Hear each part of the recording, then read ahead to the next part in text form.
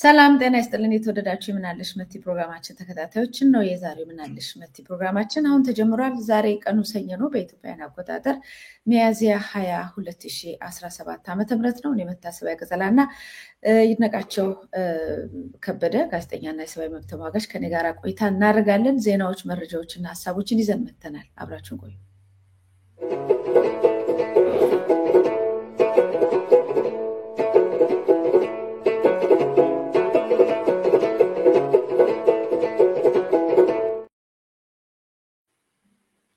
ጋዜጠኛና የሰብአዊ መብት ተሟጋች ይድነቃቸው ከበደ ዛሬ በሰኞ ስለተገኘልኝ እንጂ በጣም አመሰግናለሁ። እኔም አመሰግናለሁ መቲ። መልካም እንግዲህ ያው ሰኞ ስንገናኝ በሰንበቱ የተከናወኑትን ነገሮች እና መረጃዎችን እንዲሁም ደግሞ ያልዳሰስናቸውን ባለፈውም ይዘን የምንመጣቸው ጉዳዮች ናቸው ያሉት። ብዙ ነገሮች ኢትዮጵያ ውስጥ መቼም አይናችንን ከድነን ስንነሳ ብዙ ተአምር ነው የምናየው። ከዛም አንፃር ዋና ዋና የምንላቸውን በተለይ እጅግ በጣም አሳሳቢ የሆኑትን ነገሮች ብናይ መልካም ነው። ሰሞኑን እየተዘዋወረ ያለው አንተም በጉዳዩ በጥልቀት ስትከታተለው የነበረው እኛም በዜና እወጃችን የዘገብነው የእስረኞች አያያዝ ነገር በጣም በተለይ በየገጠሩ ያለውን ትተን እንደ ወደ አዲስ አበባ እንኳን ብንመጣ የአዲስ አበባ ልጅ እየተወሰደ እየከፈለ ያለው መስዋዕትነት በበቂ ሁኔታ ለህዝቡ እየተነገረ አይደለም እና በጣም አሳሳቢ ደረጃ ላይ ደርሷል። እንግዲህ መሰረት ሚዲያ ላይ የወጣውን ዜና አስታከን እንጀምረዋለን። የአንድ ሰው ምሳሌ ይሁን እንጂ ብዙ ወጣቶችን ብዙ ሰዎችን ይሄ ነገር እንደሚያካትት ነው ብዙዎች እየነገሩ ነው ያሉት። በእኔና በአንተም ደጋግመን ያነሳናቸው ጉዳዮች አሉ። ከዓይናችን ስር የምናውቃቸው ሰዎች እየታፈሱ ተወስደው የት እንዳሉ የማይታወቁበት ደረጃ ላይ መድረሱ ማለት ነው። ዜናውን ድጋሚ ለማስታወስ ያለ አድማጭ ተመልካቾቻችን ተከሳሽ ወጣት በአቃቢ ሕጉ በደረሰበት ድብደባ የጀርባ አጥንቱ መሰበሩን ገልጾ ወደ ማረሚያ ቤት እንዲላክ ተማጸነ። እንግዲህ አሁን ይሄ በተለያየ አካባቢ በየግቢ ውስጥ ለምርመራና ለመደብደቢያ ያዘጋጇቸው ቦታዎች ላይ ዋጋ የሚከፍሉ ብቻቸውን ተዘግተው ዋጋ የሚከፍሉ ወጣቶች ነው። ማረሚያ ቤትማ ሌላ ታራሚ አለ፣ የሆነ ህጋዊ የሚመስል ነገርም ስላለ እዛ ላይ ያሉ ሰብአዊ መብት ጥሰቶች ቢኖሩ በዛ በተዘጋ በር ውስጥ አይደለም የሚሆነው እና ለምስክርነት የሚሆንም ነገሮች አሉ እና ለዚህ ነው ወደ ማረሚያ ቤት ከሰው ጋር ልሁን ወደዛ እንድወሰድ ክስም ካለ ክስ እንዲመሰረትበት ሁሉ ተማጽኗል። ፍርድ ቤት ተከሳሹ ዛሬውኑ በቀደም ማለት ነው ወደ ቂሊንጦ እስረኞች ማቆያ እንዲላክና ሕክምና እንዲያገኝ አዟል። ታሪኩ ተፈራ የተባለ የ24 ዓመት ወጣት ነው። በአዲስ አበባ ከተማ በግብረ አበሮቹ ጋር በመሆን የሽብር ወንጀል ሊፈጸም ሲል በቁጥጥር ስር ውሏል ነው የሚለው። እንግዲህ በኮቴሽን ሽብር ወንጀል ተብሎ የሚታሰሩ ማን እንደሆኑ ከአንተ የተሻለ መረጃ ያለው የለም። ይሁን እንጂ ተጠርጣሪው በዛሬው ዕለት የፌዴራል ከፍተኛ ፍርድ ቤት ልደታ የሽብር ወንጀል በወቅቱ ማለት ነው ችሎት ቀርቦ ለፍርድ ቤቱ እንዳስረዳው ለምርመራው በሚል ፖሊስ ለአቃቢ ሕግ አሳልፎ በመስጠቱ ከ4 ወራት በላይ ናትናኤል ስንታዩ የተባለ የፌዴራል አቃቢ ሕግ ቢሮ ውስጥ ተዘግቶብኝ ኢሰብአዊ ድርጊት ሲፈጸምብኝ ነው የቆየሁት ሲል ነው እንግዲህ ለችሎት ያስረዳው። ታሪኩ አክሎም አሰቃቂ ድርጊት ሲፈጸምብኝ የነበረው እዚህ በግራ በኩል የቆመው አቃቢ ሕግ ናትናኤል ስንታየው ነው። በድብደባ ብዛት የጀርባ አጥንቴ ተሰብሯል። እንደምትመለከቱኝም ሰው ካልደገፈኝ መቆም አልችልም። ሽንቴን እንኳን መቆጣጠር አቅቶኝ ሰውነቴ ተበላሽቷል። እባካችሁ ከገታ አስለቅቁኝ። ምርመራ አልቆ ክስ ተመስርቶብኛል። ከዚህም በኋላ ለምንድን ነው በቢሮ የሚያስቀምጡኝ? ዛሬውን ወደ ማረሚያ ቤት ላኩኝና ከሰው ጋር ልቀላቀል ብሏል። አንተም በሰፊው ይሄንን ጉዳይ ተመልክተዋል፣ ሰርተንበታል። እኔ ያነሳውበት ምክንያት አለኝ። አንደኛ በአንድ ዜና ተድበስብሶ እንደገና ይሄን የዚህ ልጅ ዕጣ ፈንታ ባደረ ቁጥር ምን እንዴት ይሆን? ሌሎቹስ በየድምጻቸው የጠፋው የምናውቃቸው ወጣቶች በየጊዜው በዜና ያየናቸው ሰዎች የት ሄደው ይሆን የሚል ጥያቄ ነው ያነሳብኝ። አንተ የህግ ባለሙያም ስለሆንክ ብዙዎቹ እነዚህ ነገሮች ምን ሊደርስባቸው ይችላል የሚለውን እንደው ጠለቅ ያለ እንትን እንድሰጠኝ ነው። ከዚህ ጋራም በተያያዘም እንዲሁ የሐኪሞቹ ጉዳይ ላይ የወጡ ዜናዎችም ነበሩ። እንደምታስታውሰው የሐኪሞችን መብት በማስከበር እንደዚሁ ጥያቄ ተነስቶ ነበረ። ሌላው እዛው ላይ ስልክ እየተደወለ በጤና ባለሙያዎች እንቅስቃሴ ዙሪያ አስተያየት እንዳልሰጥ ማስፈራሪያ ሲደርስብኝ ነበረ ያለ የሕክምና ባለሙያ ነበረ። እንግዲህ ድምፁን ያስተጋቡ እንደ አንድ ዶክተር ከድሬዳዋ ከተማ ተሰናብተው ከገጠር ሄደው እንዲሰሩ ተወሰነባቸዋል። የድሬዳዋ ጤና ባለሙያ ድርጊቱን ተቃውሞ ፊርማ በማሰባሰብ ጀምሯል ይላል።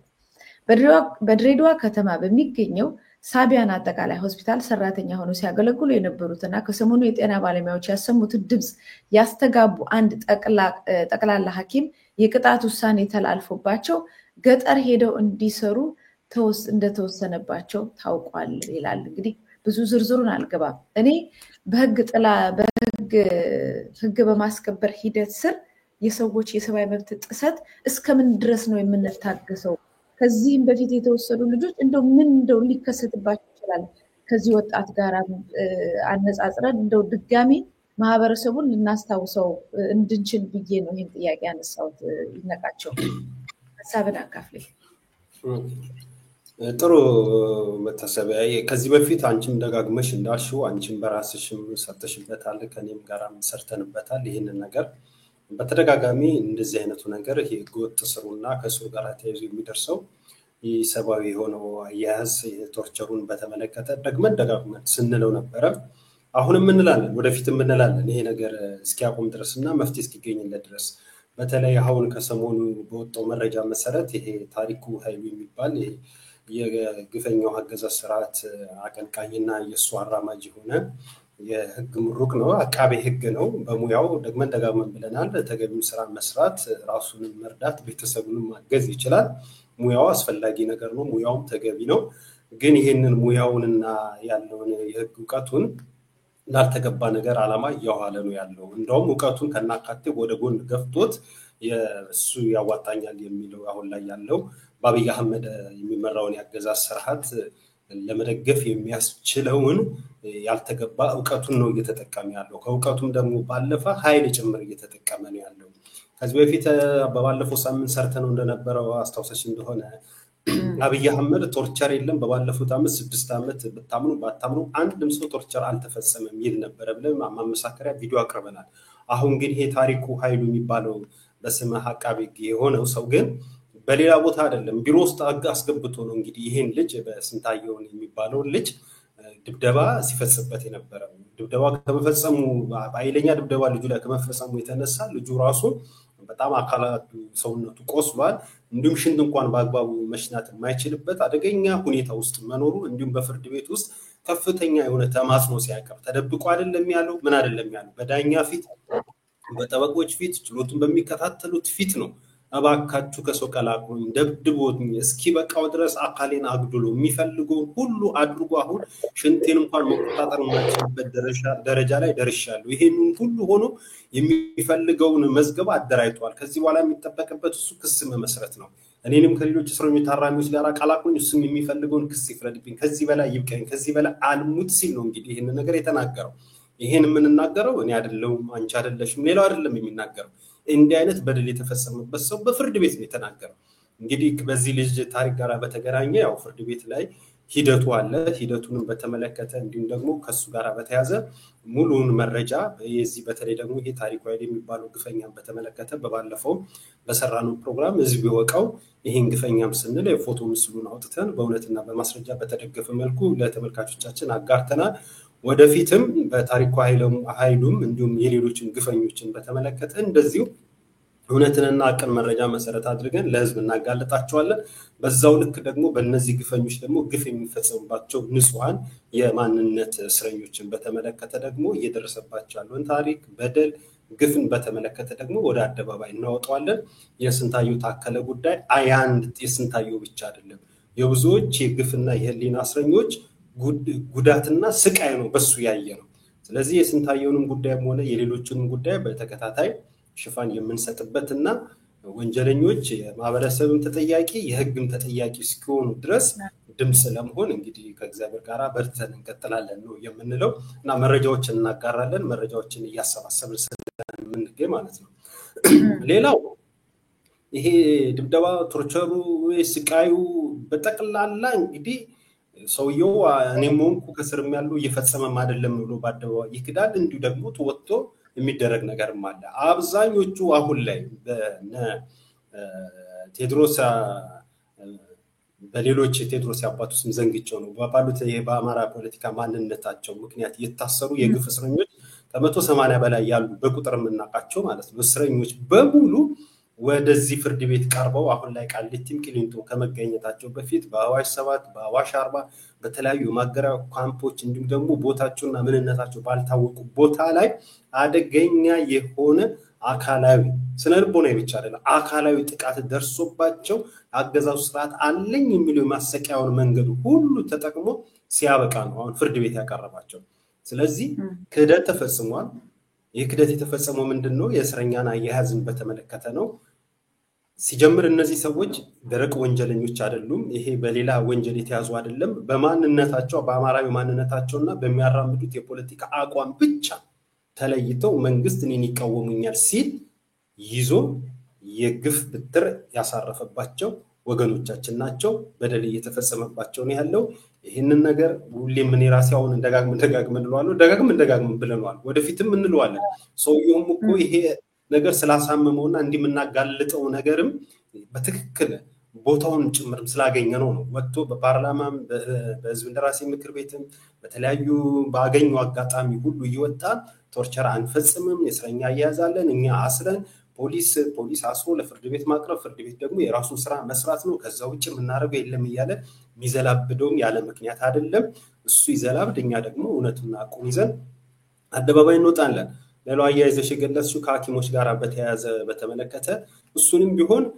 ድምጽ ከመሆን ወደ አላለንም የሐኪሞች አሁን የሰጡት ቀጠሮ አለ ከዚህ ቤት ከአንድም ሁለት ጊዜ በተለይ በኢሳነ ከጋዜጠኛ በመገሏ ጋር ሰፊ ሽፋን ከአንድም ሁለት ጊዜ ሰጥተናል በዚህ አጋጣሚ እንዳውም ራሳቸው ሐኪሞች በውስጥ ይሄን ለሰጣችሁን ሽፋን እናመሰግናለን ብለው ያንን በዛ ፕሮግራም ላይ በርግጥ ገልጫዋለሁ መረጃው ሁሉ አጋርተውን ለስካውን ድምጽ ሆናችሁ እናመሰግናለን ከዚህም በኋላ ድምጽ ሁኑን ሲሉ ሐኪሞች የሰጡን መረጃ ሁሉ ነበር እሱን ሁሉ ያጋራንበት ሁኔታ አለ ስለዚህ የብዙሃን ድምጽ ነው ምን ነው የማንለየው ከግፉዋን ጎን ሁሌም ቆማለን ስለዚህ ሐኪሞች እየደረሰባቸው ያለው ከደሞዝ ክፍያና ከሱ ጋር ተያይዞ በሌሎች ጉዳዮች ላይ ጥያቄ ትክክለኛና ተገቢ ጥያቄ አንስተዋል ይሄ ጥያቄያቸው እንደው ምላሽ ያላገኘው እንደሆነ አሁን ከግንቦት 3 ጀምሮ ነው ቀኑ እርግጠኛ ላልሆን ይችላል ማስታወሻውን ያን ስላልያስኩት ነው በዚህ በግንቦት ወር ጀምሮ የጠሩት ሁሉ የሥራ አድማ ሁሉ አለ ያን የሥራ አድማ ከማድረጋችን ህዝብ ይወቅልን የሚመለከተው ማቃል ይወቅልን ሲሉ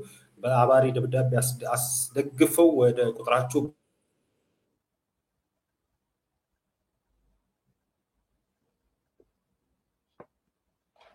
ተቋረጠበት መሰለኝ ተቋረጠበት እስኪ መለስ ድረስ ከዚህ ጋር ተመሳሳይ ዜና አለ አሁን የህግ ጉዳይ በጣም አሳሳቢ ነውና አንድ ሀገር ውስጥ ስነ ስርዓት ያለው ፍትህ ስርዓት ከሌለ ምንድነው ሊመጣ የሚችለው የሚል ነው ስጋቱ በእኔም ላይ እየተመላለሰ ያለው ለዚህም ነው ከህገወጥ በሆነ መንገድ እንደውም በህግ ከለላ ስም ነው ሰዎች አቢዩዝ እየተደረጉ ያሉት ሰብአዊ መብት ጥሰት እየደረሰባቸው ያለውና ሰሞኑም እንደዚሁ ፍርድ ቤት ቀርበው የነበሩት አቶ ታዬ ደንዳ ለምስክርነት የጠሯቸውን ጠቅላይ ሚኒስትር አብይ አህመድና ከንቲባ አዳነች አቤቤ ፍርድ ቤት ሳይገኙ ቀርተዋል ነው ዜና ወጥቶ የነበረውና የፍርድ ቤቱ ፖስተኛ መጥሪያውን ይዞ ሄዶ ጥበቃዎች መጥሪያ መሆኑን ካረጋገጡ በኋላ ወደ ጽህፈት ቤታቸው እንዳይገባ ተደርጎ መመለሱ የታወቀ ሲሆን የአቶ ታዬም ጠበቃ ተራ ፖስተኛ አድርጋችሁ ለምን ተመለሰ ትላላችሁ የፍርድ ቤት መጥሪያ መሆኑን ሲያውቅ ከበር እንዲመለስ የተደረገው የፍርድ ቤቱን መናቅ ነው በማለት በቀጣይ ማንኛውም ዜጋ አልቀርብ ሲል ተገዶ እንደሚመጣው ሁሉ ጠቅላይ ሚኒስትሩና ከንቲባዋ ተገደው እንዲመጡ ለፌደራል ፖሊስ ትዕዛዝ ይጻፍልኝ ሲል ጠይቀዋል በጣም ደስ የሚል ጥያቄ ነው ቢሆን ቢሳካ ማለት ነው ቢሆን ቢሳካ ህግ ያለበት ሀገር ቢሆን ኖሮ በጣም ጥሩ ነበር ያው በተባለው መሰረት ፍርድ ቤቱ ጉልበት ኖሮት ምስክርነት ተጠርታችሁ ለምን ያልቀረባችሁት ብሎ ጠቅላይ ሚኒስትሩንና ከንቲባ አዳነችን ይዞ በፍርድ ቤት የመቅረብ ሂደቱን ነው የተነገረውና እንኳን ይሄንን ይቅርና እንግዲህ ሌሎችንም ቅድም እንደገለጽናቸው ነው ያለው እውነታ ይሄ ነው ይነቃቸው ተመልሷል አንድ ዜና በዛው አጋርቼ ነበር ይነቃቸው በአቶ ታዬ ደንዳ ጠቅላይ ሚኒስትሩና ወይዘሮ አዳነች አቤቤ ተይዘው ይቅረቡልኝ ብለው ነበር። ተገደው ይቅረቡልኝና ለፍርድ ቤት ምክንያቱም መጥሪያው ተሄዶ መጥሪያው ተቀባይነት ስላልተገኘ ነው። በትክክለኛው ሕግ መሰረት እዚህ ድረስ የመሄድ መብት እንዳለን ነው የሚያሳየው። እሳቸው ደግሞ ተራ ግለሰብ አይደሉ፣ ፖለቲካል ፊገር ናቸው። በዚህ ደረጃ ድረስ ፍርድ ቤት አቅም ሊኖረው የህግ የበላይ ሊሆን ይቻለው ነበር፣ በጠቅላይ ሚኒስትሩ፣ በከንቲባው፣ በማንኛውም ላይ። የምናየው ደግሞ ጭራሽ ወርዶ ተንኮታክቶ የወንብድና ስራ እየሰራ ያለበትን ዜና ነው የምናየው። ካቆምክበት በዛው ቀጥልና እኔ በጣም የሚያሳስበኝ የፍትህ ስርዓቱ በዚህ ደረጃ መዋረድ። አንተም ትምህርት ነው መቼም ፍትህ ለማምጣት ነው የተማራችሁት እና በዚህ ደረጃ ተዋርዶ እንደውም በፍትህ ሲስተም ህዝብ የሚጎሳቆልበት ህዝብ መከራ የሚበላበት ሀገር መሆኑ ምን ያህል አደገኛ ነው። አደገኛነቱ ነው በጣም እየታየኝ ያለው እና እሱ ምን ያህል አደገኛ ነው፣ ምንስ መሰራት አለበት የሚለውንም በዛው አክል ብትጨምርበት። እንግዲህ እውቀት ያው ራስን ከማበልጸግ አልፎ ማህበረሰባዊ ለውጥም ለማምጣት ትልቅ አስተዋጽኦ አለው። የትኛውም እውቀት ልክ እንደዛ ሁሉ የህግ እውቀት ይኸው ነው እንግዲህ ዋናው ዓላማው ነገር ሀሳቡ ማለት ነው። በዚህ ጉዳይ ላይ ወሰፊ ትንታኔ ባንሰጥበትም የፕሮግራማችንም ዓላማ ባይሆንም የትኛውም እውቀቶች ያው ራስን ለማነጽ ነው፣ ማህበረሰባዊ ፋይዳን ለውጥን ለማምጣት ነው፣ ያው ለማዘመን ነው። ከዚህ አንጻር ያሉ የትኛውም እውቀቶች ግን ባልተፈለገ መንገድና ባልተፈለጉ ሰዎች ላይ ሲወድቅ ደግሞ ያልተገባ ነገር ይዞብን ይመጣል። አሁን ቀደም ስንል እንደገለጸው ይሄ አቃቤ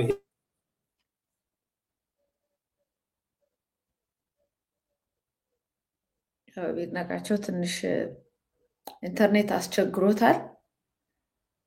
ስለዚህ ወደ ሌሎች መረጃዎችም አልፋለሁ እስከዛ እስኪመለስ ድረስ። ያው በሪፖርተር ላይም በተለያዩ ቦታዎችም እየወጣ ነው። የውሸት ሪፖርት ሰለቸን ብሏል ህዝቡ። የውሸት የስራ ሪፖርት፣ የሚዲያ ጋጋታ ሰለቸን፣ እስከ መቼ ነው የምትዋሹት የሚል ነገርም እየጠየቀ ነው። ይነቃቸው ተመልሷል መሰለኝ።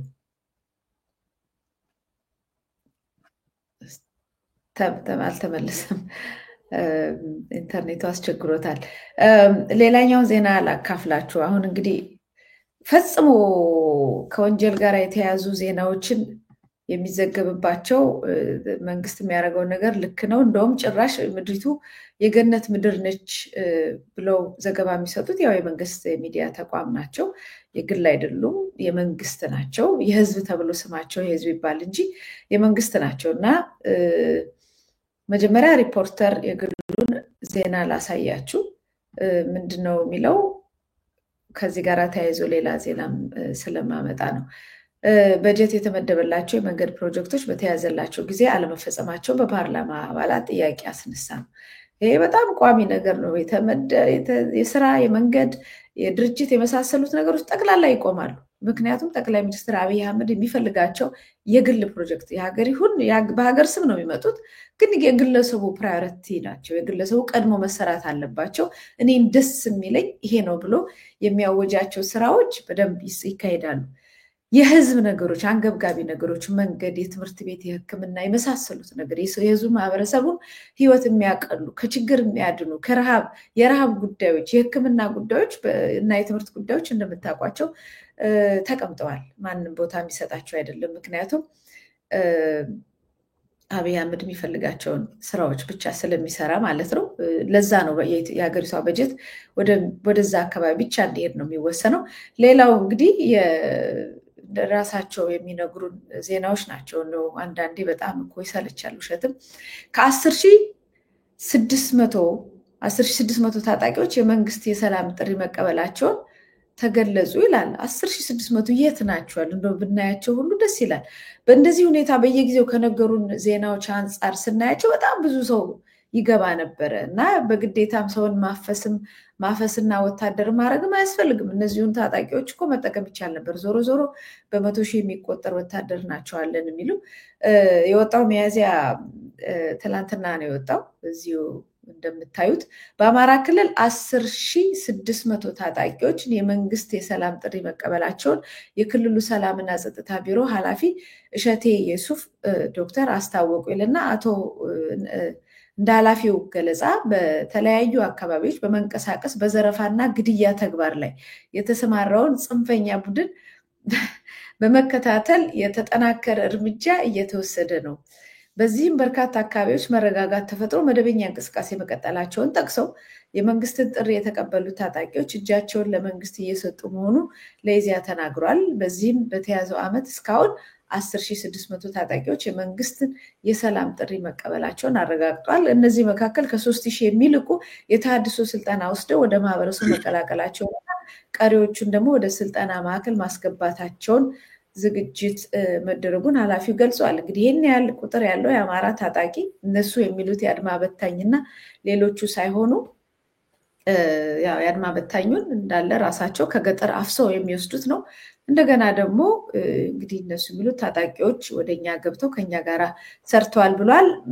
ብዙዎቹ የሚናገሩት ያው አድማ በታኙንም ከዚህ በፊት የፖሊሱንም የምኑን የአማራ ክልል አካባቢ የነበረውን ሰራዊት መልሶ እዛው እርስ በርስ እንዲጋደል በደንብ ሴራ ተሰርቶለት እየተጋደለ ምን በወጣ ነው በጀትም አንመድብም ወታደርም ከዚህ በኋላ አንልክም እዛው እርስ በርስ አጋድለን ነው አካባቢውን የምናወድመው የሚል ንግግሮች ከውስጥ ሲወጡ ይሰማል። ይነቃቸው እንኳን ደህና መጣ። ወደ ቀደመ ነገር መመለስ ይቻላል። በመሀል ዜና እያካፈልኩ ነው። ጥሩ አደረግሽ መቲ። ለተመልካቾቻችንም ያው እንግዲህ ይቅርታ እንጠይቃለን። ያው ቴክኒካል ነገር ገጥሞን ነው ይወጣን እየገባን ያለ ነው። ይረዱናል ብዬ ተስፋ አደርጋለሁ። ለሆነ ነው ግን ከወዲሁ ይቅርታ እንጠይቃለን። ያው ካቆምንበት ቀጥል አሁንም ወደ መጨረሻ ላይ ከመግባት ያካል ስታጋሪም የነበረው መረጃ በዋነኝነት የምናተኩርበት ነው። ወደሱ እንመጣለን። በእርግጥ ከዚህ ከእስረኞችና ከእስር ግፍ ጋር በተያያዘ እንዲሁም ደግሞ በሙያቸው አገዛዙን ስርዓት እያገለገሉ ያሉትን በተመለከተ ያው ሀሳቡም እየተቆራረጠ ተመልካቾቻችንም እያስገባን እያወጣን ትንሽ አስቸገርናቸው። ወደፊት በሰፊው የምንመለስበት ነው የሚሆን። ይሄ ሙያዊ እውቀትን እንዲህ ላልተገባ ነገር መጠቀሙ አንድ በሙያው ራሱ የሚገባ ቃል ኪዳን አለ። በየትኛው ሙያ በሐኪሞችም ቢሆን በህግ ሙያም ቢሆን በየትኛውም ቢሆን በዛ ሙያ ስትመረቂ እንዴት ማገልገል እንዳለብሽ ሙያውን መሰረት አድርጎ ምን መሆን መቻል እንዳለበት የሚገባ ቃል ኪዳን አለ። እነዛን ቃል ኪዳኖችን ወደ ጎን በመግፋት እንግዲህ ያሉ የሚባሉ ባለሙያዎች ለአገዛዙ ስርዓት ያልተገባ ነገር እየሰሩና እያገለገሉ ይገኛሉ። ከዚህ አንፃር ወደፊት በዝርዝር ነው የምንመለስበት። ከግፍ እስረኞች ጋር በተገናኘ ያሉትን መረጃዎችን እያጠናቀርን ግፍ እየተፈጸመባቸው ያሉት እነማን ናቸው የሚለውን እሱንም በተመለከተ ልክ እንደዚሁ አደባባይ ላይ እናወጣለን። እንዲሁም ደግሞ ግፍ የሚፈጽሙትን አገዛዙ ስርዓት እንደ ስርዓት በጋራ የምንፈርጀው እንዳለ ሆኖ ደግሞ ለዛ መገልገያ በዋነኝነት የሆኑ አደባባይ ላይ በድፍረት ወጥተው ደግሞ ግፍን የሚፈጽሙ ልክ እንደነ ታሪኩ አበራ የመሳሰሉት ደግሞ በቪዲዮም በፎቶም ያላቸውን ነገር አደባባይ ወጥተን ህዝብ ይዳኝ ስንል እንገልጸዋለን። ይሄንን ነገር እነዚህም ግፈኞችና የግፍ ፈጻሚዎችም ደግሞ የተባለው ነገር እኛን አይመለከትም እኛም አላልንም የሚሉ ከወለዳ እናስረዳለን አስረጂ ነገር አለን ያሉ እንደሆነ ደግሞ ሚዲያችን ዝግ አይደለም። በሐሳብም በመረጃም በማስረጃም እነሱም እኛም ይዘን በአደባባይ ናትናኤል ስንታየው ማለት ነው እና አቃቢ ህግ ናትናኤል ስንታየውን በነ ታሪኩ ላይ የሰሩትን ነገር የሁለቱንም ነገር ይዘን በሰፊው እንመጣና ዲፌንድ ማድረግ ይቻላል ነው ያልከው? አዎ እሱ እንዳለ ሆኖ ነው አባባሌን እያልኩ ያለሁት። ያለ አገዛዙ ስርዓት እውቀታቸውን ባልተገባ መንገድ እየተጠቀሙ የግፍ ተባባሪ እየሆኑ ያሉ ግፍ ፈጻሚዎች ባለሙያ ነን የሚሉ ሰዎች በመረጃና በማስረጃ በማስደገፍ ልክ እንደዚህ በአደባባይ የህዝብ ተጠያቂነት እናመጣባቸዋለን። እነዛኞቹ ደግሞ አይ ስማችን ጠፋ ያልተገባ ነገር ነው የሚሉም ከሆነ ነው እያልኩ ያለሁት። ይምጡ፣ በዚሁ ሚዲያም ቢሆን እናስተናግዳቸዋለን። በራችን ዝግ አይደለም። ምክንያቱም እውነትና ሀቅ አለን ብለን እናምናለን። መረጃዎችን ማስረጃም አለን ብለን እናምናለን። እነሱም አይ የሚሉትን ነገርም ካለ ይምጡ፣ ሙግቱን ሐሳብ ማቅረብ ይችላሉ። ህዝብ ደግሞ ዳኝነቱን መስጠትም ይችላል ለማለት ፈልጌ ነው። በተቃራኒ ደግሞ ተጸጽተውም እንደሆነ መጥተው የሚጸጸት ነውም ካሉ ይሄ ሚዲያም እነሱም ለማስተናገድ በየትኛውም መንገድ ዝግጁ ነው። ይሄ ሚዲያም ሆነ በነጋሪ ቲቪም ሆነ በምናለሽ መቲም ሆነ ባሉ እንደዚህ አይነት ሐሳቦች በምናስተናግዳቸው በየትኛው ሚዲያዎች ላይ ይሄ ነገር ክፍት መሆኑን ለማሳየት ያለው መቲና አሁን ወደ መጨረሻ አካባቢ ወደ አንሳሽው ሐሳብ እንመለስ። እነዛኛ ሐሳቦችን ወደ ኋላ ወደፊትም ያው የምንመለስባቸው ነገር እዚቹ ላይ እንደው አንተ ያው ሙያም ስለሆነ ነው ካድሬም ይሁን መንግስትን ደጋፊም ይሁን መንግስትን ተቃዋሚም ይሁን ምንም ይሁን ህግ ሲፋረስ በአንድ ሀገር ውስጥ የሰብአዊ መብት ጥሰት በዚህ ደረጃ እንትን ሲል ሲወድቅ ሲመታ ሲከሽፍ እና በአንድ ሀገር ውስጥ አንድ ሀገር አለ ልትለው የምችለው ነገር ትልቁ የፍትህ ሲስተም ነው። እሱ የፍትህ ሲስተም እንደዚህ የማንም መጫወቻ የግለሰቦች የዘረኞች መጫወቻ የመንግስት ኮራፕትድ የሆኑ የጉበኞች እንዲሁም ደግሞ የዘረኞች የጎጠኞች መጫወቻ ሲሆን አገሪቷ ላይ የመጣው አደጋ እንዴት ነው የማይታየው? አሁን ስለ ግለሰብ ስለ አንድ ቡድን ማሸነፍ አይደለም፣ እንደ ሀገር ፍትህ ሲስተምን ማጣት የሚያመጣው ነገር በጣም ከባድ አይደለም ወይ? ብዙ ፕሮሰስ ታልፎ አይደለም ወይ አንድ ሀገር ፍትህ ሲስተሟ የጸና የሚሆነው? እሱን ወደኋላ እየተመለሰ ነው እና ይሄን አደገኝነት ሌላውን ትልቅ ነን የሚሉ ሰዎች ሁሉ ሲናገሩ አንሰማም። ይሄን ሁሉ ግፍ በፍርድ ቤት ስም በፍትህ ሲስተም ህዝብ ላይ እየተደረገ ሲስተሙ እንዳሉ ተንገዳግዶ ሲወድቅ ዝም የሚባለው ነገር ስላልታየኝ ነው። ምናልባት አደገኛነቱን አንተ በተገልጸው ብዬ ነው። እሱ ምን መሰለሽ መቲ፣ በቃ እኮ እንደ ሀገር እኮ የገጠመን እኮ ክሽፈቱ እኮ ነው። ለምሳሌ አንድ ሀገረ መንግስት የምንለው አለ። ሀገረ መንግስቱን ሊያቆም የሚችለው ነገር በእኛ ሀገር ኮንቴክስት በእኛ ሀገር ነባራዊ ህግ ሁኔታ ስንሄድ ሀገረ መንግስቱ በህግ አውጪ፣ በህግ አስፈጻሚ፣ በህግ ተርጓሚ በእነዚህ በሶስት ምሰሶች ነው እንግዲህ እየተመራን ያለ ነው። ህግ አውጪ፣ ህግ አስፈጻሚ፣ ህግ ተርጓሚ ነው የምንለው። አሁን ሶስቱም የእርስ በርስ መጠየቅና በራስን ደግሞ ችሎ የመሄድን ሁኔታ ድብልቅልቁ ወጥቶ የአንድ ያስፈጻሚው አካል ሶስቱንም እየዘወረ ያለበት ሁኔታ ነው ያለው። ሃይራርኪን ተዋረዱን የጠበቀ ነገር አይደለም እየተከናወነ ያለው። የዚህ አጠቃላይ ውጤት ደግሞ እንደ ሀገሬው ምስቅልቅል አድርጎን ሲሆን ያየን ያለነው ከፊሉ በጦርነት ከፊሉ በሰላማዊ ትግል ከፊሉ በሆነ ነገር ሆኖ እንደ ሀገር ምስቅልቅል ውስጥ ገብተን በጦርነትም በምኑ አልተረጋጋንም። ሀገረ መንግስቱ አልተረጋጋም። ሀገረ መንግስቱ በቃ ቶቶ እሱን ነው የምንወስደው። ሀገረ መንግስት የለም። ሀገረ መንግስቱ ምንም እርጋታ አይታይበትም። አብይን እያልኩ አይደለም ምን ያሉት። አሁን የምናወራው ስለ አቃቤ ሕግ አይደለ? ይህ አቃቤ ሕግ እንግዲህ በአስፈጻሚው አካል ውስጥ የሚወድቅ ነው። ይህ አስፈጻሚ አካል የህግ አውጪውን ቴንሽን ህግ አውጪው ይሄ ህግ ብለናል። ህጎች ላይ እኮ በአብዛኛው ችግር የለም። የተወሰኑት ህጎችና አዋጆች ማሻሻያዎች፣ መመሪያዎች ግን ያው አገዛዙን ስርዓትን እድሜ ለማጽናት ሲባል የወጡ አንዳንድ ያልተገቡ አዋጆች መመሪያዎች እንዳሉ ሆኖ በጥቅል እንደ ሀገር ያለን ህጎች ግን ምንለውን ድብደባ እንዲፈጸም የሚፈቅዱ አይደለም። ምንለውን አሁን እና አንቺ አቤቱታ የምናቀርብበት በአጠቃላይ ሁሌ የምንጮላቸው ነገሮች እንዳይሆኑ የሚከላከሉ እንጂ እንዲሆኑ ተጽፎ የተቀመጠ ነገር የለም። ያን ያወጣው ማን ነው? ህግ አውጪ የምንለው አካል። አስፈጻሚ ደግሞ የምንለው ይሄንን ነገር መጠበቅና ማስጠበቅ ኃላፊነት ያለበት ደግሞ ያስፈጻሚው አካል። ይሄንን ከመት እየጠበቀ ሳይሆን ያለው ይሄንን እየገረሰሰ ጭራሽ በቢሮ ውስጥ እየቀጠቀጠ ሰው ሽንት እንኳን እንዳይሸና ሌላም ጉዳቶች እኮ አሉ። ከእንዳንድ ማሳያ አቀረብ ነው እንጂ በጣም ዘግናኝ ሆኖ እኛም መልሰን ልንገልጻቸው ማንችላቸው የተለያዩ ሰብአዊ የሆኑ ጥፋቶች አይተናል፣ መዝግበናል፣ ተናግረናል፣ ብዙ ብለናል። ይሄ ነገር ነው እያለ ያለው። እሺ ይሄ ሲሆንም የሚጠይቅም የለም፣ ይሄንንም ነገር በአግባቡ የሚያስፈጽም የለም።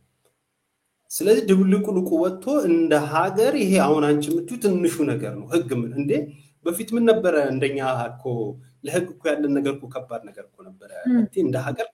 ይሄ ከህወሓት ጀምሮ አብይ ቀጥሎ ባሉት ሂደቶች ውስጥ ይሄ ማህበራዊ እንደ ትልቅ ነገር የያዝናቸው ነገሮች እኮ ጠፍቶብን እዚህ ደረጃ ደረስን እንጂ እኮ ፍርድ ቤትም ሳትሄጂ ፖሊስ አጠገብሽም ሳይኖር የመንግስትም አካልም ሳይኖር ገላጋይም ሰውም ሳይኖር የሆነ ሰው እንኳን መጥቶ ሊያጠቃሽ ሲል ወይ ራስሽን ከጥቃት ለመከላከል ወይ ሰው እንዳያጠቃሽ ወይ የደረሰብሽ ያለው በደል መፍትሄ እንዲያገኝልሽ ባለበት እንዲጸና ማለት ነው። እንዲህ ብለሽ የመጣሽ እንደሆነ እዛው እንድትጸኚ ማለት ነው። ሳሰነዝሮ ላይ ጉዳት ሳታደርሽ ምን ይላል ያገሬ ሰው? በህግ አምላክ እኮ ነው።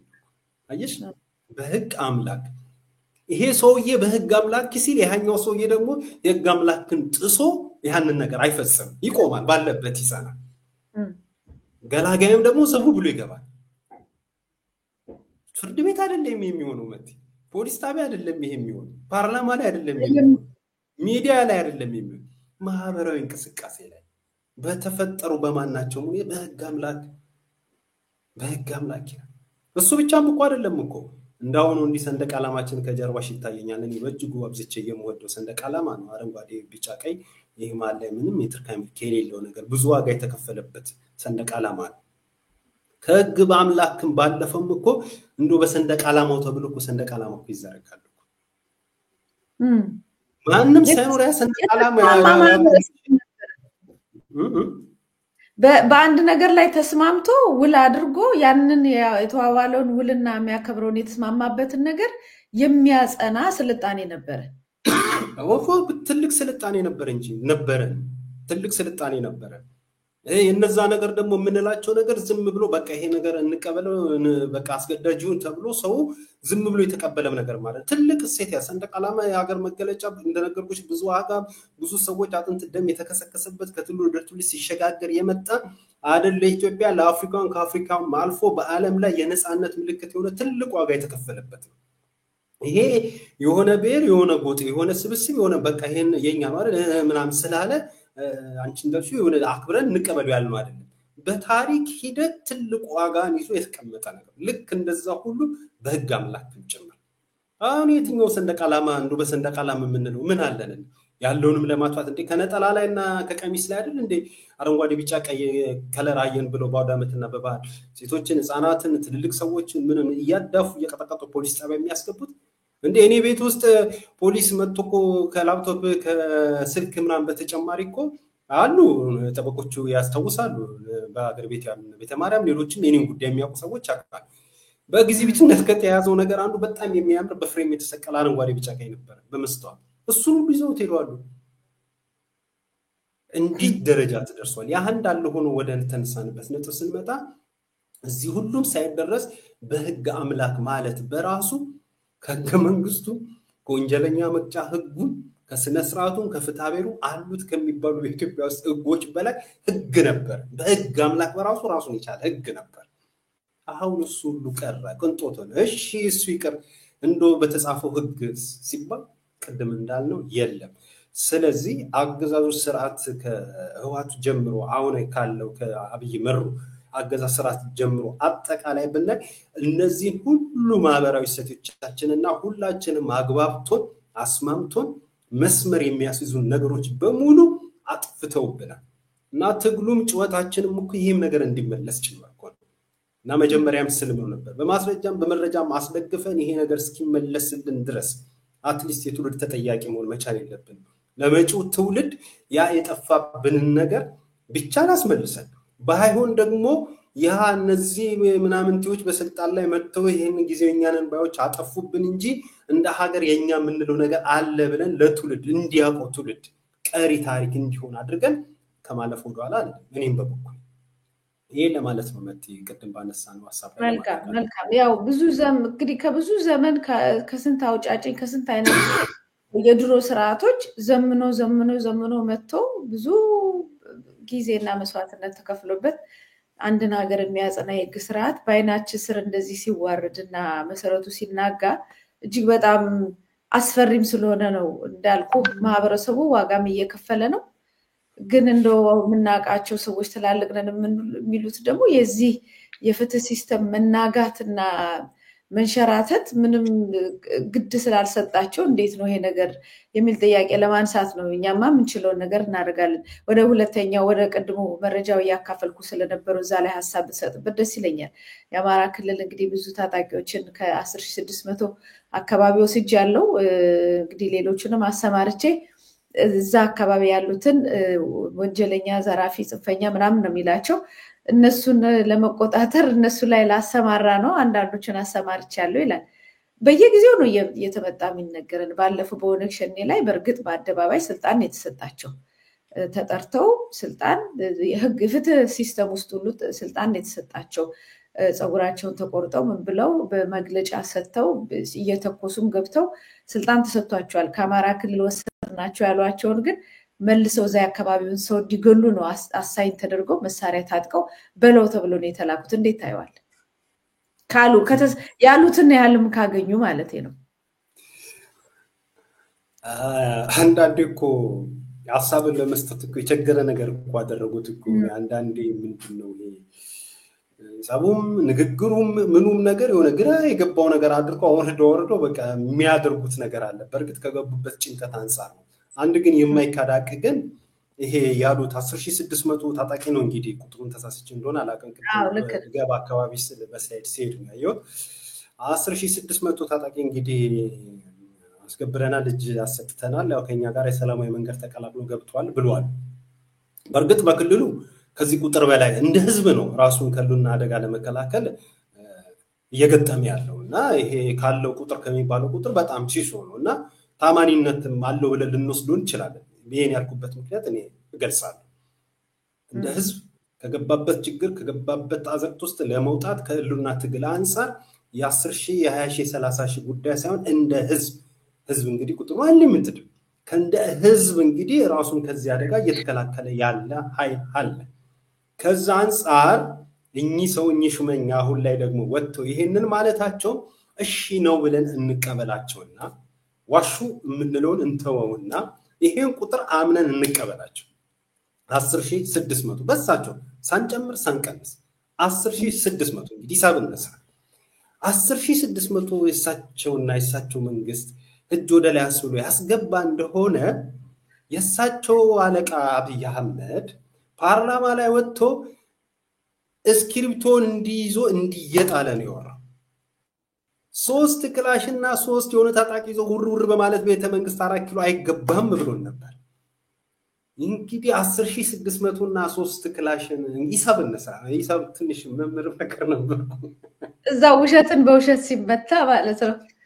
እዳ ይሄ የሚያሳየው አየሽ አሁን የዋሸን ማን ነው? አብይ አህመድ ነው። በእርግጠኛ ማን እንደዋሸም ህዝቡም ማን እንደተዋሸ ያውቀዋል። እንግዲህ ይሄን ንጽጽር ይዘን ስንሰራ እኚህ ሰው 10600 አሉ።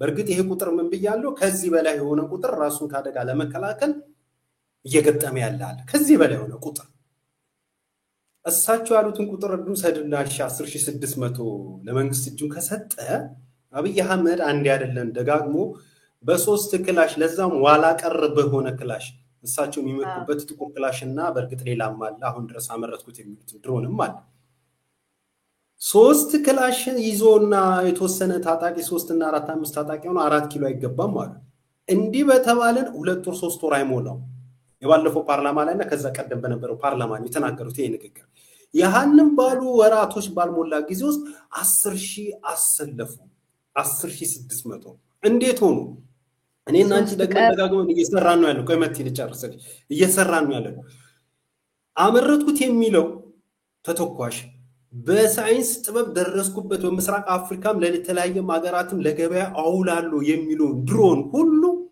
በንጹሃን ላይ ዛክል ላይ ሄዶ ተግባራዊ ያደረገ ነው ያለው ለ3 ክላሽ ለማይረባ ክላሽ 3 እና 5 ለሆኑ እዚህም ግባ ለማይባሉ ታጣቂዎች በአብይ አህመድ አገላለጽ ለሆነ ይሄ ሁሉ ተተኳሽ ጥይት በአለም ላይ መጨረሻ ደረጃ ተደረሰበት የተባለው የጦር መሳሪያ ድሮንን ሁሉ እስከመጠቀም ታንኩም ባንኩም ያለው የሀገሪቱ የመከላከያ አቅሞችን በሙሉ ሪሶርስ ይሄ ኃይል እዛ እየተጠቀመ አደባባይ ላይ ወጣና 3 እና የማይረባ ክላሽ ተይዞ በቆመ ተጠብቀኝ 4 ኪሎ አይገባም ይሉናል ደሞ እዚህ መጡና ይሄንን ይላል አብይ አህመድ ብቻም አይደለም በጣም አዝናኝ የሆኑ ደግሞ ያው የጦር ኢታማዦር አሉን እንግዲህ እንደ ሀገር በሀገር የሌለ ኮከብ እዚህ ምናምን አቅቶት ሁሉ አንዳንዴ ኮከቡ የሆነ ወቅት እንደው ከሳ ነገር ብሎ ያው የፐርሰናል የሆነ ነገር ነው በእርግጥ መምገጥማቸው ሊሆን ይችላል በዛን ጊዜ ሁሉ የተሸከሙት ኮከቡ ሁሉ እንደዚህ እንዲ ዝንፍ ያረጋቸው ወቅት ነበር ብርሃኑ ጁላ እሳቸው ወጥተው ስለዚህ አካባቢ ስላለው ለሉና ትግልና እየታገሉ ስላሉ ሲናገሩ ከዚህ ከቆይ የሚቆጠርም አይመስልም እንደ ንግግራቸው እንዳፋቸው ሰነ ግን አሁን እየተወጣ 10000 እጅ ሰጠ ካሉን እሺ ያልሰጠው ስንትሳለ ደግመን የምንለው ነገር ምንድነው ያለው በአካባቢው ላይ ግልጽ የሆነ ጦርነት አለ ይሄ ጦርነት መንግስት መር የሆነ ጦርነት ነው ህዝቡ ራሱን ካደጋ ለመከላከል እየገባበት ያለው ጦርነት ነው ጦርነት ስለመኖሩ እንተማመን ስንል አገዛው ስርዓት እየመለሰን ያለ ነው ጦርነት አይደለም የጸረ ሰላም ኃይሎችን ጽንፈኞችን የማስታገዝ መፍትሄ መስጠት አይደለም ስንተማመን ነው ወደ መፍትሄ የምንመጣው ጦርነት አለ ወይስ የለም በሚለው እኮ መንግስት እኮ እንኳን አይቀበልም እና ጦርነት የለም ህግ የማስከበር ስራ ነው እየሰራውት ያለው ጽንፈኞችንና የኬላ ዘርግቶ ታጣቂ ሆኖ የሚዘርፉ ሽፍቶችን ነው ይሄን ነገር እያደረኩት ይላል እና ስንት ይዚናል ሽፍታማ ካለ ይዚናልማ ጎጥ ካለ ይዚናል የታጠቀማ እንደ ሀገር ካለንማ ሀገረ መንግስቱ ምን አብይ አህመድ ታዲያ ምን መንግስት አስባሉ የለንማ መንግስት እንደዚህ አይነቶችን ጥያቄዎችን ነው መመርመር ያለብንና ማንሳት ያለብን እኛ ቃለን የሚታገለውም ሀቃለው ሁሉም ሀቃለው ወጥቶ ግን የሚቀባጥሩትና የሚያደርጉትን ነገር ግን በዚህ ልኩ ሊነገራቸውና በዚህ ልኩ ሊፈተሽ ይገባል በቃ 10600 እንመናቸው እንዲህ ሁሉ ታዲያ ታጣቂ ይሄ ሁሉ ሽፍታ ይሄ ሁሉ በአንድ ሀገር የነበረ እንደሆነ የዛሬ ምናምን አይደለም ከአንድ ወር በፊት አሁን ሰሞኑ ይሄን ሁሉ የገባ እንደሆነ በቃ አማራ ክልል መንግስት አልነበረ ማለት ነው። እንደ ሀገር መንግስትም አልነበረንም ይሁን ማለት። ስለዚህ አሁን መንግስት የለንም ማለት ነው። ምናልባት ሰፊ ሰዓት ያስኩኝና የዲስከስ እያደረግን እንቀጥለዋለን። ሀሳብ ካለሽ በጣም ጥሩ ነገር ነው። እንደውም ካሰብኩት በላይ ነው። ሌላውን ያመጣው ያው ከላይ እስከታች እንዴት እንደሆነ በውሸት እየተጠላለፉ እንዴት እንደመጡ ነው የተናገርከውና ጥሩ አስታውሰዋል። እና አሁንም እኮ ፉከራ እኮ አሁንም እኮ ምንም አይደሉም የትም አይደርሱም የሚል ነገር አለ። ጉዳዩን ህዝብ እንደ ህዝብ ተቆጥቷል። ራሳችን ዝቅ ብለን ያለውን ነገር እንፍታ ከማለት ይልቅ በፉክክር ያው ከዚህ በፊትም እናጠፋቸዋለን ሱሪያቸውን እናስወልቃቸዋለን በሚል ፉከራ የተጀመረ ጦርነት ነው። ፉከራው እስካሁን አለ። አሁን ደግሞ ከፉከራው በዘለል ደግሞ በጎን ሂደን ወደኛ ለሰላም ለምነን በሰላም ጠይቀን ያመጣናቸው አሉ። በፉከራ ማርከን አይደለም ላስታውስ ማርከን አይደለም። ፉከራ እንግዲህ በዚህ ደረጃ ድራሻቸውን እናጠፋቸዋለን ካልክ ኃይልህን ነው ማሳየት ያለው። ኃይል የለም በልመና ነው። ጥሩ ነው እሱ ከዛም በላይ ቢያረጉ ጥሩ ነው ህዝብ እንደ ህዝብ ሲነሳ። ግን አሁን ይሄን ቁጥር ምንም ይሁን ምንም እኔም ደግሞ ያነሳው ነገር ያንተ በጣም ኢምፖርታንት ያላሰብኩት ቢሆንም አሁንም ግን ደጋግሞ የሚሉት ነገር አለ። እነሱም ከውስጥም ሲሉት የሚሰማው ማለት ነው።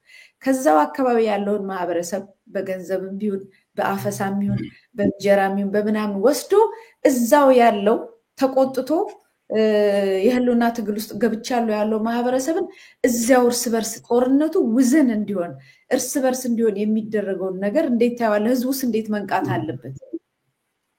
የሚገርም ቆንጆ ጥያቄ ነው ያነሳሽው መታሰቢያ። ነጥቡት ቅድም ያየነው የመንግስትን ሸፍጥ አንደኛው ሸፍጥ ቅድም በተወሰነ መልኩ ያየሁት እንዳለ ሆኖ ሌላውና ትልቁ ሸፍጥ ደግሞ የሚሆን ይሄ ነው።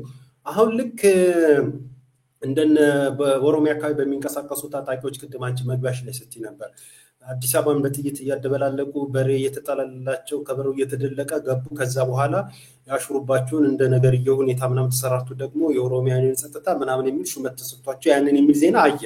ይሃ መሆኑ መፍትሄ ያስመጣም ብቻ እነዚህ እንደውም በዛ አካባቢ ላይ ንጹሃንን ሲገድሉ ሲያስሩ ይሄ ትክክለኛ የሚሆነ ነገር ስለሆነ ማለት ነው። በኦሮሚያ አካባቢ ላይ በተለይ በወለጋ ላይ በአማራው በደቡብ በተለያዩ ኢትዮጵያኖች ላይ ሃይማኖትን ማንነትን መሰረት ያደረገ ጭፍጨፋ ሲፈጸም ነበር። መንግስት ይለን የነበረው ኦነግ ሸኔ እያለን ነበር። ይሄንን ሲለው እኛ ኦነግ ሸኔን በሎ አንተ ራስህ መንግስት የመንግስትና ኃላፊነትን ሳትወጣ የዜጎችን ደህንነት ሳትጠብቅ ስትቀር የደረሰ ኪሳራ ነውና ተጠየቅ አለብህ ስንለው አይን ያለው ኦነግ ሸኔ ነው ሲለን ነበር። እሺ ኦነግ ሸኔ ነው ካልክም ይዘህ አስረ ጠይቀ ለፍትህ አደባባይ አብቃለን ስንለው በሰልፍ አሰልፎ በሬጥሎ አስደግሶ ጥይት አስተኩሶ ጭራሽ ማረክ ሰጣቸው። መጠየቅ ሲኖርባቸው በሁለት መንገድ ስህተት ተሰራ፣ በሁለት መንገድ ያልተገባ ነገር ሆነ ማለት ነው። እንደዛ ሆኖ ትልቁ ነገር ደግሞ እነዚህ በሰልፍ ገቡ ያሁሉ ነገር ሆነ ተባለ አይደለ? እውነታውን ኦሮሚያ ውስጥ እንደዛ አሁንም ጦርነት ውስጥ ኦሮሚያ ውስጥ አሁንም በጣም ወሳኝ ጥያቄ ላይ ነው ይድነቃቸው የጠፋው። እስኪመጣ አሁንም የተለመደውን መረጃ አካፍላለሁ። ስለ ኦሮሚያ እየተናገረ ስለነበረ በሰሞኑን እንግዲህ አፈሳዎች ነበሩ። ኦሮሚያ ክልል አዳማ ናዝሬት ከተማ በትላንትና ሁለትና ከትላንትና ወዲያ አካባቢ ከ11 ሰዓት ጀምሮ ወጣቶች በከፍተኛ ሁኔታ እየታፈሱ መሆኑን በከተማው የሚገኙ መሰረት ሚዲያ ተከታታዮች እየጠቆሙ ነው ብሎ መሰረት ዘግቦታል ማለት ነው። ለመከላከያ ሰራዊት አባልነት በሚል እየተካሄደ ባለው በዚህ አፈሳ መሃል ገንዘብ መክፈል የቻሉ ያው ጉቦም ስላለ እስከ 70 ሺህ ብር እየከፈሉ እየተለቀቁ መሆኑ ታውቋል። መክፈል ያልቻሉ በአብዛኛው በከተማ ውስጥ በሚገኙ መጋዘኖች ተይዘው እንደሚገኙ ነው። የሁሉ ሰራዊት ከኦሮሚያም ክልል እየታፈሰ ያለው እንግዲህ በአማራ ክልል ላይ ያለውን ጦርነት እንዲያጅብለት እንዲያግዘው እና ወደዛ እንዲሄድ ነው። እና እሱም ብቻ አይደለም፣ እንደዚሁም ከአዲስ አበባ በቀጥታ አዲስ አበባም ከፍተኛ የሆነ እዛ በተለይ አቃቂ ቃሊቲና የመሳሰሉት አካባቢ ላይ ሌሎችም አካባቢ ላይ ከፍተኛ የሆነ አፈሳ አለ። ቀጥታ እንደወረደ ላንብበው መረጃውን። እጅግ በጣም በጥንቃቄ ላይ ነው። አዲስ አበባ ላይ ከወደ አቃቂ ከደብረ ዘይት አካባቢ በብዛት በወታደር ትላልቅ መኪኖች በአውቶቡስ መከላከያዎች እየገቡ ነው። ማረፊያቸውም ጎተራ ጋር ያለ ካምፕ ፔፕሲ ፖሊስ ጣቢያ እና መሿለኪያ 4ኛ ክፍለ ጦር ነው። በየቀበሌው እናቶችና አባቶችን እየሰበሰቡ አንዳንድ ሆዳም ወጣቶችንም እየሰበሰቡ እንግዲህ እንደመጣ ነው ያነበብኩት። ልዩ እንቅስቃሴ በተግባር በየሚዲያቸውም የሚያደርጉትንም ጠቁሙ እያሉ ሲያስጨንቁ ነበረ። አንደኛ በከፍተኛ ሁኔታ ብዙ ቁጥር ያለው ሰው እየታፈሰ ነው። ከታፈሰ በኋላ ደግሞ እንግዲህ ይህንን ናዝሬት አዳማም እየታፈሰ ነው ያለው ለመከላከያ ሰራዊት ምልመላ ነው። በዛው ልክ ደግሞ የሰለጠኑ ብዙ ወታደሮች ደግሞ እንደዚህ ወደ አዲስ አበባ እየገቡ ነው። ከዚህ ጋር ላስታውሳችሁ የምወደው ባለፈው የአሜሪካ ኤምባሲ በኢትዮጵያ አዲስ አበባ ላይ ሊከሰት ስለሚችል ሽብር አስመልክቶ ዜጎቹን ያስጠነቀቀበት ትዊት ኤክስ ላይ እሱ በብዛት እየተዘዋወረ ነበር እና በጣም የሚገርመው በሱ ስር ከታች የፌዴራል ፖሊሱ ደርሶኛል መልእክቱ ብሎ የመለሰበትንም መልስ በዛው ተረድቻለሁ። አሁን ይነቃቸው መጥቷል። በጣም ወሳኝ ጥያቄ ላይ ነው የሄድከው። በዛው ግን በናዝሬት አካባቢ አዳማ ላይ እየተደረገ ያለውን ለመከላከያ ሰራዊት ተብሎ እየተደረገ ያለውን አፈሳ ጠቁም ያለው አዲስ አበባ ላይ ወደዚህ አቃቂ ቃሊቲ አካባቢ በጣም ብዙ ወታደሮች እየገቡ እንደሆነና በየአካባቢው ያለውን ከደብረ ዘይት ነው እየገቡ ያሉት ያለውን ማህበረሰብ ጥቆማ እንዲሰጡና የመሳሰሉትን ከባባድ ዘመቻዎች እያቀዱ እንደሆነ ጥቆማ ሰጥቻለሁ። ሌላው ደግሞ እንደዚሁ የአሜሪካ ኤምባሲ አዲስ አበባ ላይ ሽብር ሊካሄድ ይችላል በሚል ጥንቃቄ እንዲያደርጉ ለዜጎች የሰጠውን ትዊት ላይ ኤክስ ላይ የሰጠውን መረጃ እና ከስር የፌዴራል ፖሊሱም አዎ ደርሶኛል ብሎ የመለሰበትን ምላሽ አጋርቻለሁ። በጣም ከባድ የሆነ ጭንቀት ውስጥ እንዳሉ ነው የሚያሳየው። ወደ የምታስታውሰው ከሆነ ወደዛው እንመለስ ወደ ጀመርከው ጥያቄ።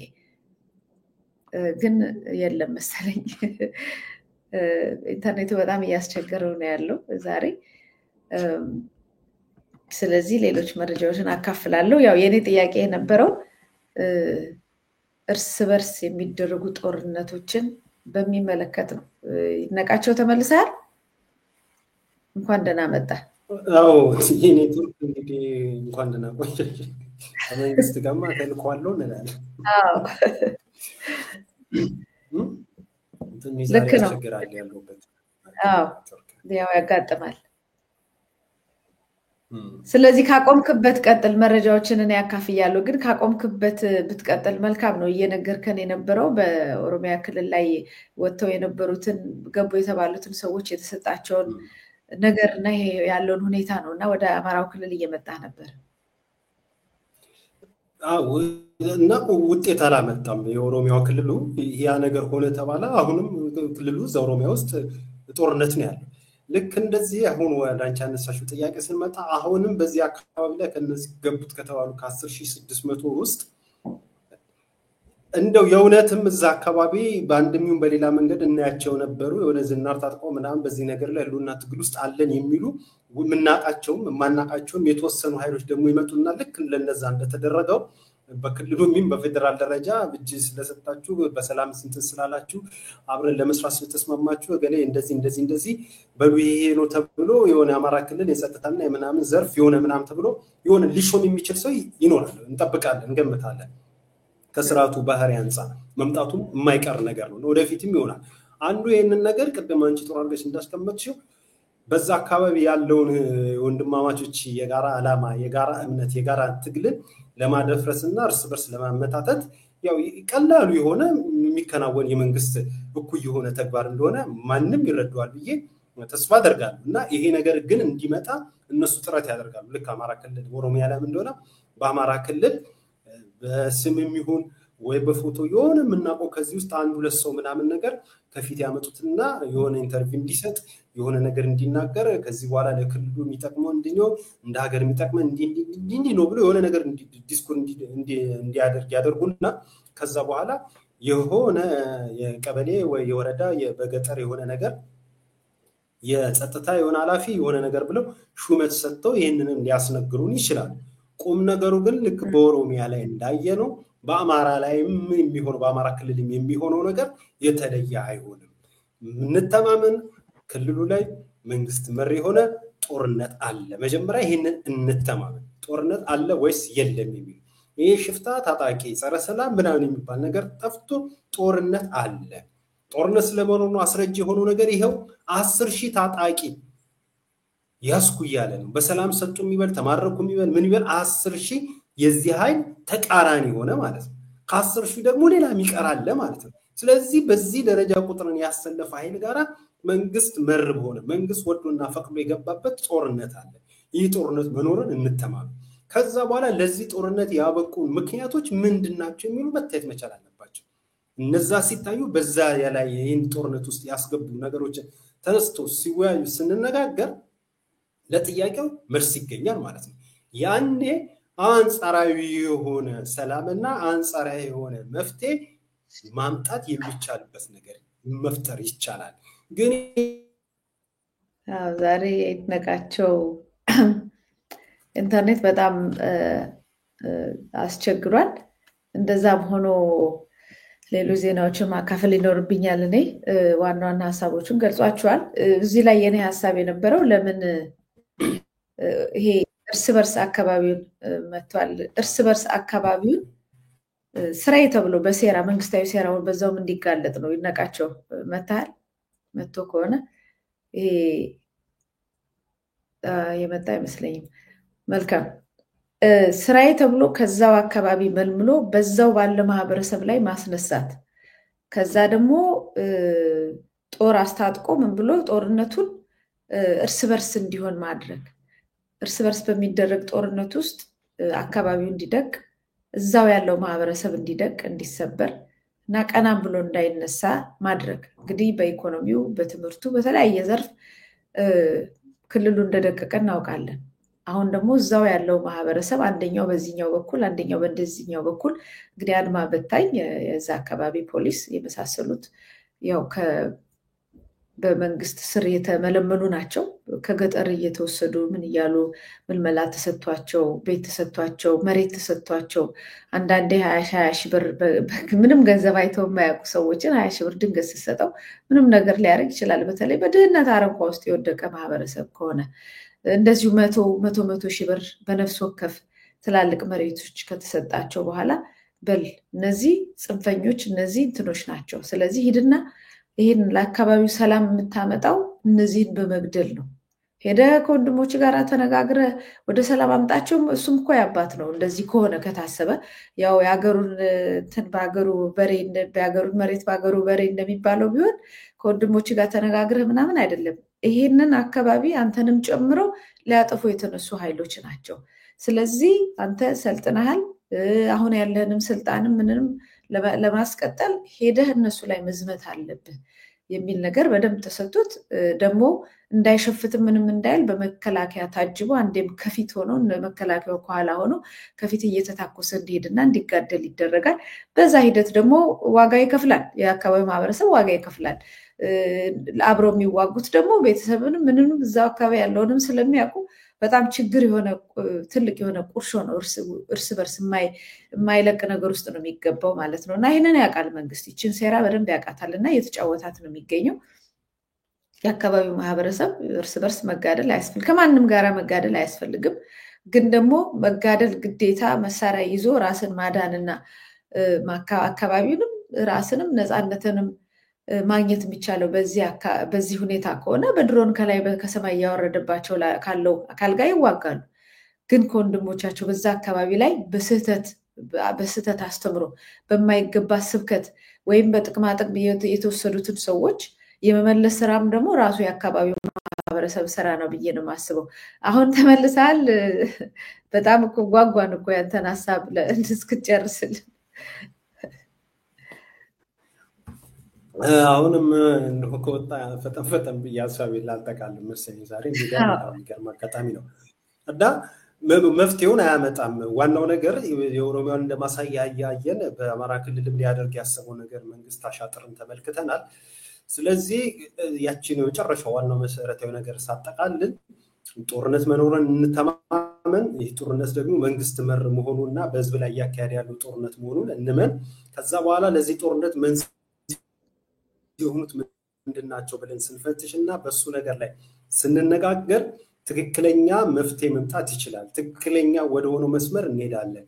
ይህ ባልሆነበት ሁኔታ ግን መልሶ መላልሶ ልክ 10,000 ገባ፣ 6,000 ወጣ፣ 5,000 መጣ እያሉ በቲቪ ወጥቶ ፋኖ ከሌ የሚባል አርበኛ ከሌ የሚባል ከመንግስት ጋር እንዲህ ለመስራት ተስማማ ምናምን ቢል መልሰን ወደዛ ችግር ውስጥ መልሰን እውነተኛ ጥያቄው እስኪመለስ ድረስ ወደ ተነበረበት ቦታ ላለመመለሱ ምንም ዋስትና የለም። ስለዚህ ህዝቡ በርግጥ የባሁን ላይ ያለው አገዛዙ ስርዓት መንግስታዊን አሻጥር በደንብ ይረዳል ብለን ተስፋ እናደርጋለን።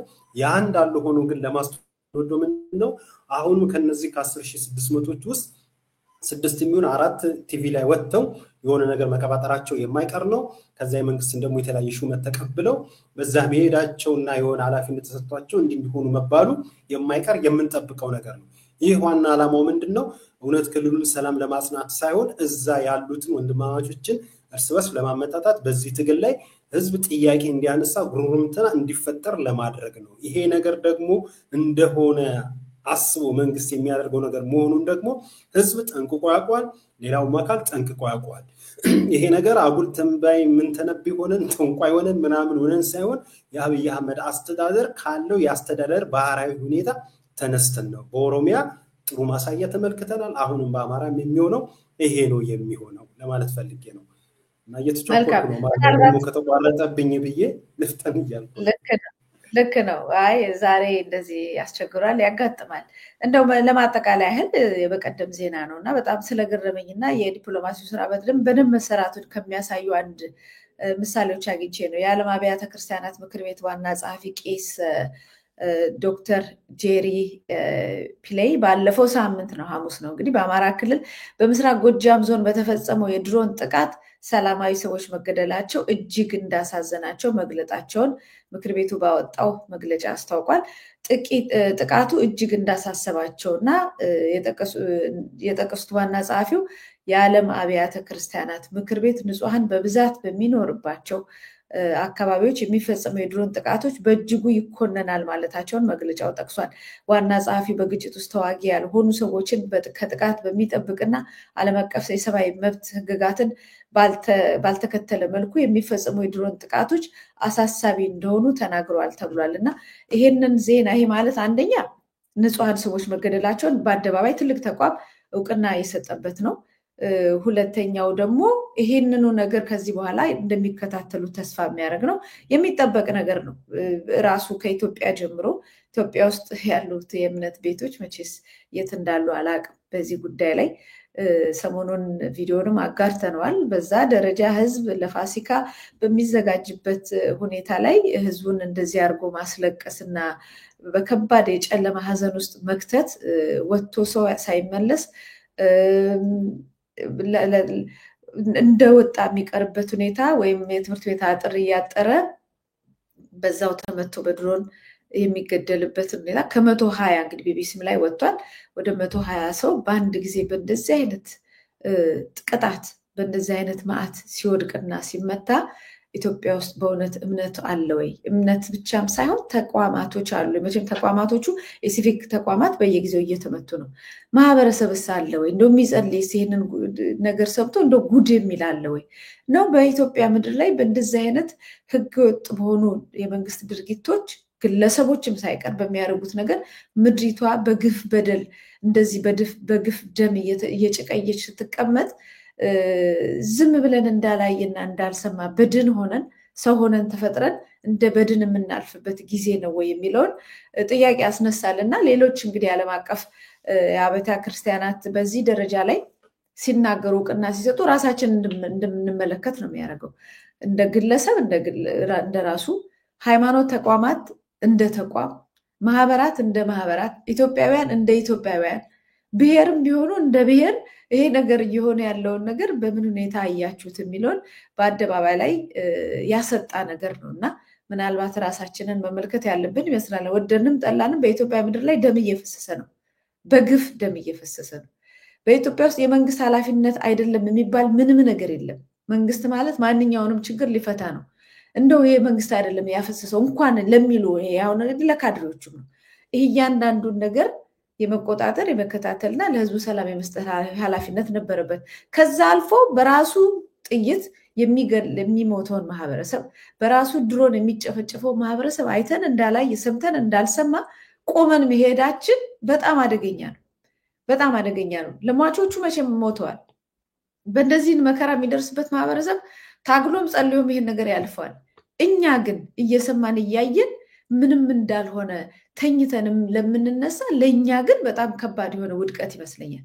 እንደ ሰው እንደ ሃይማኖትም እንደ ኢትዮጵያዊም ነገ ራሱ ቀርፈን ማንችለው በጣም ከባድ የሆነ ሐዘንና ቁጭት እና ቂምም የሚያስይዝ ነገር ነው የሚሆነውና እኛ መጀመሪያ ራሳችንን ማዳንም ከእንደዚህ አይነት ነገር ጋር ከመተባበር እንኳን ሆነባቸው ከማለት አያገባንም ከማለት ለሰው ልጅ ከመቆርቆር ይልቅ ለቁሳቁስና ለምናምንት ተቆርቁረን የምንወድቅባቸው ጊዜያቶችን ማሳጠርም አንድ ነገር ነው። ከሁሉም በላይ ግን ማንም ሰላም ኖሮ ሌላው ተረብሾ እየሞተ ሌላው በሰላም የሚኖርበት ሁኔታ የለም። አንድ ሀገር ነው ያለን እና ሁላችንም በአንድ ላይ መፍትሄ ካላመጣን በስተቀር የሀገራችን ሁኔታ የሁላችንም ለቅሶ ስለሆነ በአንድ ላይ እንደተለመደው መልእክቴ ነው። በአንድ ላይ የጋራ መፍትሄ እንድናመጣ አደራ እላለሁ። በአንድ ላይ ስል ሁሉም ሰው እኩል ነን ብለን ደግሞ ማሰብም እንዳለብን ነው ለማሳሰብ ወደው የዛሬውን ፕሮግራም እንግዲህ በዚሁ እንፈጽማለን። ተባባሪ ባልደረባዬ ጋዜጠኛ ይድነቃቸው ከበደ የቴክኒክ ችግር ገጥሞታል። ለዛ በተደጋጋሚ ከባድ የሆነ ሙከራ ነው ያደረግነው። ሁለታችንም ሀሳቦችንም በእርግጥ አካፍሎናል።